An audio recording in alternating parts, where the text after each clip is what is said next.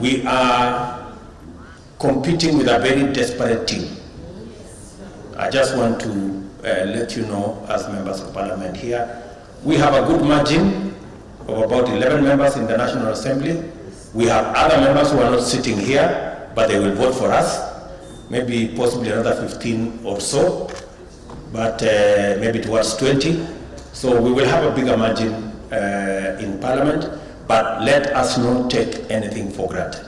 In the National Assembly, the coalition has agreed former Bungoma Senator Moses Wetangula will carry the coalition's aspirations in the Speaker's race, while Uasin Gishu Women Representative Gladys Bos-Sholei, who has been instrumental in legal matters, will deputize Wetangula. In the Senate, the coalition has agreed on former Kilifi Governor Amason Kingi as part of a pre-election deal to fly the coalition's flag for the position of Speaker. At the same time, Meru Senator Kadhuri Muronge, a two-time MP for South Menti, will fill in the position of Deputy Speaker. People who can use the National Security Advisory Committee to try and overturn the will of the people, they can do worse. They are very desperate to have the Speaker of either house. So I want to ask you for this, for today and tomorrow, please be careful. They could even possibly arrest some of you people just to reduce our numbers. One of the sweeteners for the MPs from the William Ruto government is the safeguarding of the National Government Constituency Development Fund, considering there have been fears of its scrapping after a Supreme Court ruling that threw the fund out.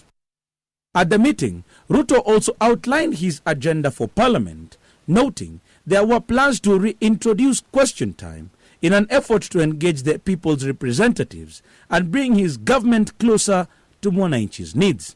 To improve oversight over our government and to give greater opportunity for legislators like yourself to interrogate what we are doing as government, our CSS, we are going to change the standing orders, hopefully, so that our CSS can come to the floor of the House and answer to your questions. The incoming head of state has also promised the MPs regular engagements, a departure from the Jubilee administration that he says he had lost touch with what the ordinary Kenyan wants. We come from a background where we hardly had any consultation. It was always a lecture, and we have to change that. I want to commit in this very first meeting that this consultation will be the modus operandi. President-elect William Ruto has called his troops to work with him for the 5 years that he will be president, insisting that they must own the process, and even as they go into parliament, they must make sure that everybody who's given a position must be from their coalition of Kenya Kwanza. Kennedy Mureithi, NTV in Karen, Nairobi County.